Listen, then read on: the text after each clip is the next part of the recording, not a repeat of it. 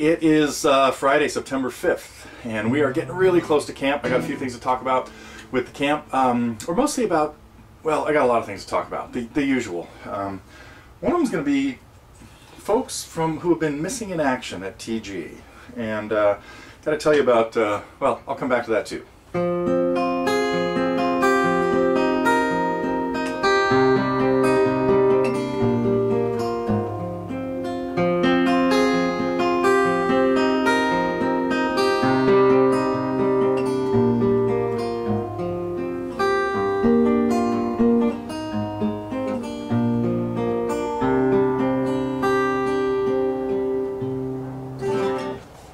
An old student kind of came out of the woodwork this week.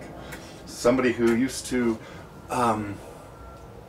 only work on songs I'd written, and he says, "You don't have enough of your own songs at the site." I think I mentioned a little of this last week, but that was one of them in particular. That he said, "God, that's my favorite song of yours. When are you going to get a lesson on that?"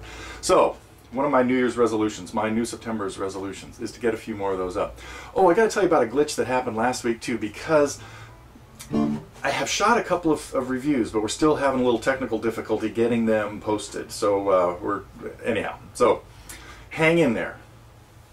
Tom and Dean got info for you somewhere down the line. If it runs into any more of a snag, I'll just put it on next week's news or something. So let's see. I want to talk about Whodunit a little bit, because that was a question, and right there, that's why I played it at the beginning, to give you more clues. For those who are wondering what is the problem with the notation, the big clue is you do hear two of the same pair of notes, and where is the first one in relation to the bass note? Anyway, that's it. That's the clue on that.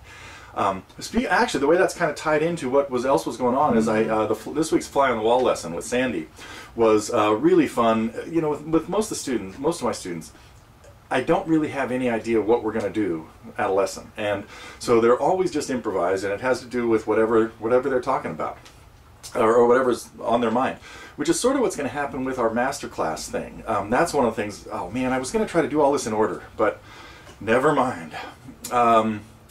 This ties into Wrench and other people who are have been MIA for a while, and really glad to see him back on board. And the plan with the masterclass for camp is for pretty much everybody that wants to get a little bit of time in front of the group to have some time.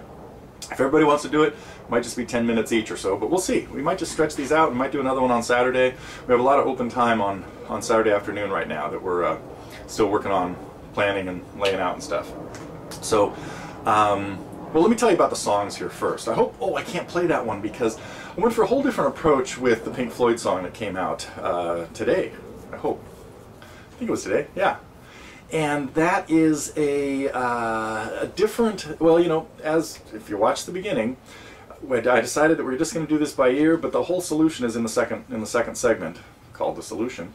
And we're just wanted to just do a little ear training thing, because it's pretty simple if you're a little bit familiar with arpeggio picking and stuff like that. So hope you guys enjoy the slightly new approach to a song, and may keep up that sort of in the ear training, the work it out mode that we've used. And I want to thank Vanessa for our Ed Sheeran song, I'm a Mess. That was pretty cool. We of course got into the last oh, there it is. Couldn't get that.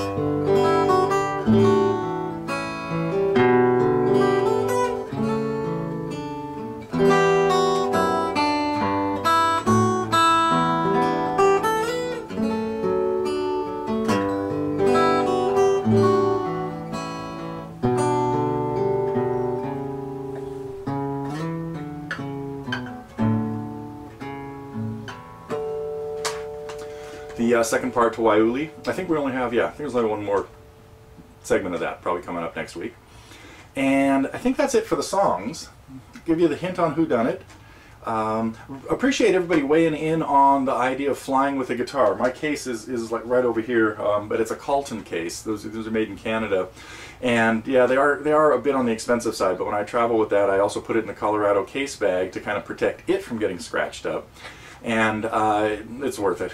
But and sometimes it's really most airlines now are more amenable to letting you carry it on board, which is pretty cool. But if you have this big old monster case, then they're not always so cool with it. But I have traveled before. Where was that trip? I went to Portland and pulled an idea that I got from John Renborn, who would usually travel with, oh, and I think Doug brought this up too, traveling with a gig bag as well as a case, and packing clothes in the gig bag and just checking it. But then if they make you check the guitar, you can switch it around. That's what I did. I showed up with the guitar in the gig bag, and they wanted to check that, but I had my guitar case, just in case, full of clothes.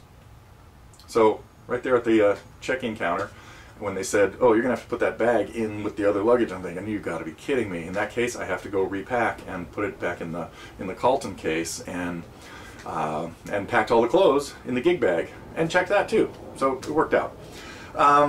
Let's see. Where's the next thing I was going to do? The master class, the flying with the guitar. There's some other. I got to have a little bit more camp info coming up pretty soon for all the campers. And oh, this was very cool. You know, like I was talking about folks who've been missing in action, and it was nice to hear from Brad a couple of weeks ago, and other people that have checked back in. And somebody else that you may have noticed is suspiciously missing. Is somebody who put a lot of videos up a long time ago, John Keleman, and I want to wish John the best. He sent me a very nice email a few days ago that he has changed his life course and becoming a guitar teacher, and I'm so proud, and wish him the best. And so anyway, we hope to be hearing from him soon and seeing some more videos of him. But he's in the Phoenix area, I believe, and working on giving private lessons and running workshops and open mics and all that kind of stuff. And in the second message I got from him, because I said this just last night to my student Kevin, who was somebody else that I hadn't really talked to in 6 years. What did we decide? His last lesson was in 2008, just before we got started with Totally Guitars. And he just recently found me again through Totally Guitars, because he started picking up his guitars again and playing. So that was kind of cool. But anyway, so John told me that he's changed his life course and is teaching guitar and working on spreading kind of the gospel of music, and that it's one of those things where I've told people before that if I was independently supported somehow, I would still give lessons to the people that really that for free, to the people that I really know are benefiting from what we're doing. So anyway, John expressed that same sentiment, and asked to be remembered well to everybody at Totally Guitars. Sandy's harmony thing. When you hear something like that, this is the same idea, like in Whodunit, where notes in thirds are played together, and that's how a lot of harmony is sung. The Everly Brothers did a lot of this, and when you hear stuff like or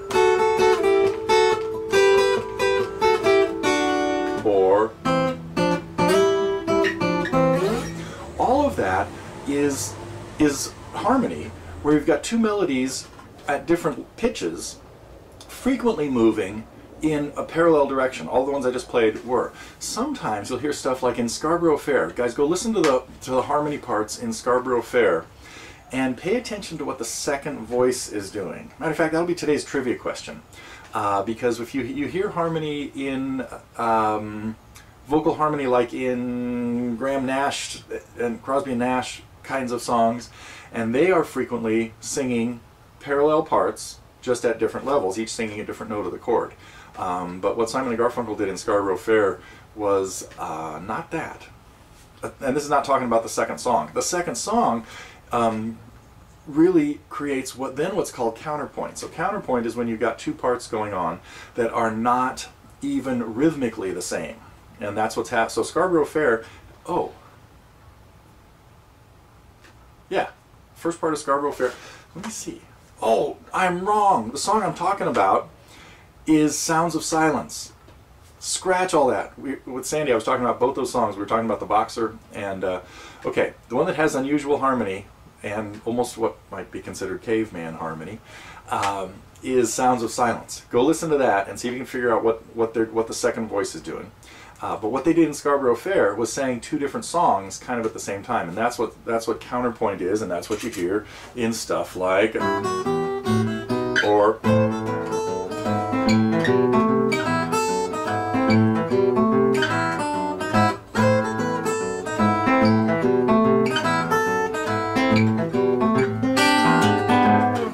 one of my all-time favorite songs, but you already know that, I'm sure.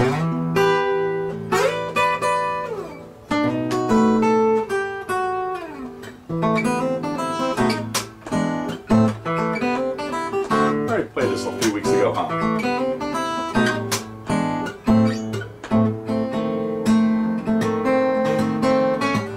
I'll just cut to the end.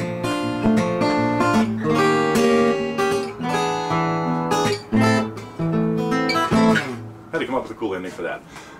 Maybe I'll play that for you next week once I get it all sort of organized.